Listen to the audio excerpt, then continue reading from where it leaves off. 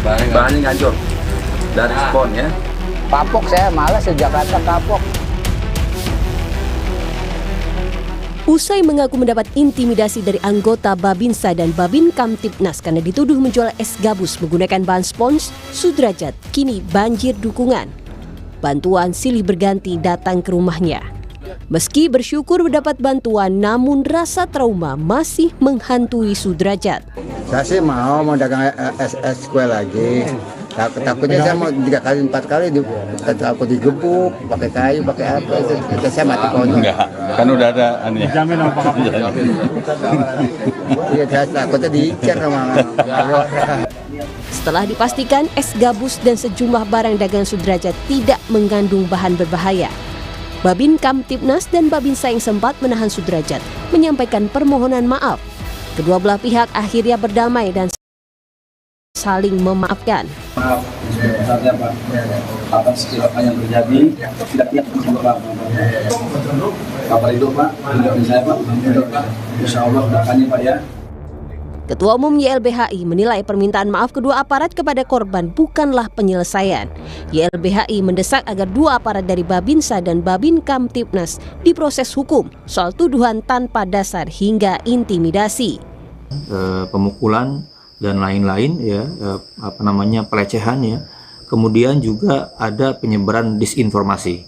Ini jelas menyebarkan berita bohong ya, palsu kepada masyarakat tentang makanan yang dilakukan. Jadi sanksinya bukan hanya minta maaf, tapi juga harusnya diberikan atau diarahkan menuju penyidikan dan dibawa ke pengadilan.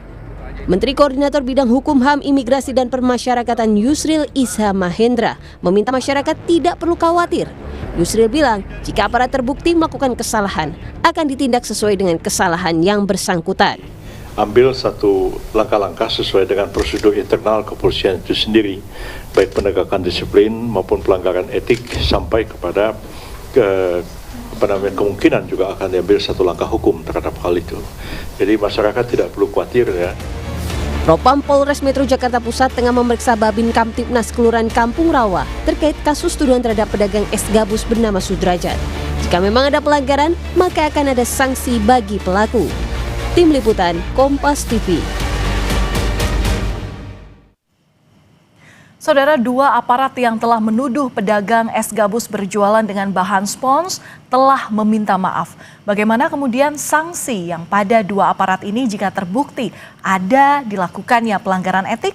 Kita akan berdialog dengan Komjen Purnawirawan Susno Duaji, Kabar Reskrim Polri tahun 2008 hingga 2009. Selamat malam Pak Susno, apa kabar? Selamat malam Mbak Vina, selamat malam Mbak Valen, selamat malam para pemirsa sekalian, kabar baik? Kabar baik. Pak, ini dengan melihat tindakan aparat di lapangan yang menuduh pedagang es gabus, ini apakah ada pelanggaran SOP? Ya jelas itu ngawur gitu. Jadi tidak bisa menuduh orang langsung melakukan wah ini palsu, wah ini membahayakan. Sampai kemana kewenangan dia? Dia kan Babin Kamtibmas, yang satu lagi Babinsa. Kalau memang mencurigai ada sesuatu yang melanggar hukum terkait dengan undang-undang masalah makanan, masalah obat, masalah minuman, itu kan ada. Polisi melakukan tindakan hukum, melakukan penyelidikan, kemudian diperiksa di laboratorium. Tidak bisa hanya dengan mata telanjang aja, wah ini bahannya berbahaya, wah ini palsu, apalagi langsung disebarkan. Apalagi langsung melakukan hal-hal yang tidak pantas, misalnya membuat suatu tuduhan yang tidak enak, ya, kemudian melakukan kekerasan, baik kekerasan karena perkataan gitu, atau kekerasan fisik gitu, itu pelanggarannya udah banyak sekali loh. Satu, penyalahgunaan wewenang ya, baik Polri maupun dari TNI-nya ya. Yang kedua, melakukan kalau ada penganiayaan itu pelanggaran hukum pidana loh. Penganiayaan itu pidana. Polri tunduk pada pidana umum ya, peradilan umum, kalau TNI tunduknya pada peradilan militer. Yang berikut, dia jelas melakukan pelanggaran disiplin, dan pelanggaran disiplin ini sangat-sangat dekat itu mepet dengan pelanggaran kode etik gitu kan, kode etik ya. Nah jadi jelas bisa kena kode etik, bisa kena hukuman disiplin, bisa kena hukum pidana. Jadi berat ini, dan ini juga supaya menjadi contoh bagi yang lain. Oke, Dan berarti kalau iya, berarti bisa dibilang kalau ini tindakan yang terlalu gegabah ya, karena balik lagi ini bukan kewenangannya. Dan ini berarti kalau misalnya ada kasus seperti ini harus melibatkan tenaga ahli seperti Dinkes atau BPOM, begitu ya Pak ya, untuk bisa membuktikan hal itu jika memang diketahui ada kesalahan. iya, jadi tidak bisa diselesaikan dengan kayak peradilan jalanan seperti itu, langsung dirampas, kemudian diremes-remes, kemudian dimarahi, dipukul, kalau udah ada ya, mudah-mudahan saja tidak ada tindakan kekerasan fisik. Jadi harus ya disita, kemudian dilaporkan kepada yang berwenang, dalam hal ini ke Polri, penyidik ya, kemudian penyidiknya membawa ini apakah ke Balai POM, apakah ke Laborat Polri untuk diselidiki, dan tidak perlu dengan kekerasan gitu. Dua orang berseragam TNI dan Polri ngapain berkekerasan sama orang yang sudah umurnya mungkin sudah cukup, kemudian kondisi fisiknya kayak gitu. Ya udah dibawa dengan ramah ke kantor polisi, maaf Pak ya, kita periksa ya, kita ambil simpelnya. Nanti kalau ini ada mengandung barang berbahaya atau bahan apalah, jangan langsung jualan dulu, stop dulu jualan, kita periksa ya. Nah, kalau tidak ya silakan lanjut jualan. Jadi gitulah, inilah yang namanya untuk mereformasi lembaga Polri supaya tidak melakukan hal-hal yang sewenang-wenang yang menyakitkan hati rakyat gitu. Ya betul, meskipun ada laporan tapi ada proses penyelidikan yang itu sebenarnya harus diutamakan terlebih dahulu. Pak Susno, ini kan dua pihak sudah diketahui berdamai, sudah minta maaf. Apakah hal ini menghapuskan sanksi? Ya, termasuk damai, dugaan sekali. juga proses pidananya juga? Iya, minta maaf bagus, damai bagus, menunjukkan bahwa tidak ada dendam lagi. Tetapi penyelesaian perkaranya bukan dengan begitu. Pelanggaran kode etik harus diperiksa, pelanggaran disiplin harus diperiksa oleh kedua institusi ini. Silakan diproses, kemudian disidangkan secara kode etik ataupun disiplin dan diberi sanksi. Kemudian kalau memang ada pelanggaran pidananya, ya proses pidana. Nah, setelah diproses pidana, misalnya karena undang-undang hukum acara kita yang baru memberi kesempatan untuk mengadakan restoratif justice, ya silakan, tapi diproses. Nah, kalau si tukang S ini mau berdamai, itu bisa karena ada terbuka suatu jalur namanya RJ, Restoratif Justice. Tapi kalau tidak mau, maka penyelesaiannya harus di pengadilan. Jangan sampai nanti aparat hukum justru seolah-olah mendapat keistimewaan. Oh, kalau aparat hukum yang melakukan kayak gitu nggak apa-apa, cukup dengan minta maaf. Nah, ini kan memberikan keteladanan yang tidak bagus gitu. Oke. Pak, tapi kalau ada pengakuan dari korban bahwa dirinya seolah dianiaya, kemudian juga ada intimidasi saat kejadian ini, berarti ini sudah masuk ranah pidana sebenarnya ya? Ya pidana. Nah, maka itu untuk membuktikan itu kan lakukan penyelidikan, periksa saksinya, periksa.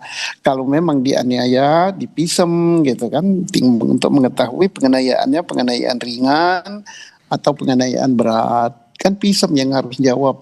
Tidak bisa dalam waktu yang pendek, wah udah selesai, sudah damai gitu. No, kan nggak boleh ya. Apalagi ini aparat itu harus menunjukkan yang bagus lah gitu ya. Jadi tidak boleh selesai, oh udah damai, udah selesai. Kok simpel sekali masalahnya. Oke, Pak, ini kan yang jelas kita ini kan ada polisi, kemudian juga ada TNI, kemudian kita juga bahas mengenai adanya reformasi Polri yang memang melindungi rakyat begitu ya, yang kan memang mereka dekat dengan rakyat seperti itu jargonnya. Apakah ini seolah sudah menjadi kultur? Iya, ini bukan kulturnya Polri dan bukan kulturnya TNI. pimpinan TNI, Panglima TNI, baik Kepala Staf Angkatan, Kapolri, selalu menekankan kepada anggotanya untuk tidak menyakiti hati rakyat, untuk tidak sewenang-wenang, untuk tidak menyalahgunakan kekuasaan. Mereka adalah pelindung rakyat, bukan menjadi musuhnya rakyat, bukan menjadi orang yang melakukan perbuatan sewenang-wenang menyakiti hati rakyat. Nggak boleh. Ini kan pada level bawah. Kalau level Kapolri, Panglima TNI, Kepala Staf, di mana-mana pidatonya, arahannya untuk semua anggota supaya tidak menyakiti hati rakyat. Bahkan termasuk itu di dalam kode etik masuk, kemudian sumpah prajurit masuk, sabta marga masuk, gitu kan. Nah, itulah yang harus dihayati. Tapi dengan adanya perilaku yang semacam ini, seolah-olah apa yang disampaikan di dalam kode etik Polri, apa yang disampaikan pengarahan pimpinan, ini menjadi sirna gitu. Oke, Pak, apa yang perlu diperbaiki dengan adanya kasus ini untuk mengembalikan kepercayaan rakyat kepada TNI Polri? Ya, tegakkan aturan. Jangan menegakkan aturan itu adalah kepada rakyat kalau rakyat bersalah. Yang harus ditegakkan juga, bahkan lebih penting sebelum menegakkan aturan itu keluar adalah kepada di dalam tubuh sendiri. Ya, jadi tegakkan aturan pelanggaran karena mereka sudah melanggar kode etik, sudah melanggar disiplin, dan bisa juga terbukti nantinya melanggar pidana. Ya, proses. Gimana prosesnya? Oh, nanti kalau damai gimana?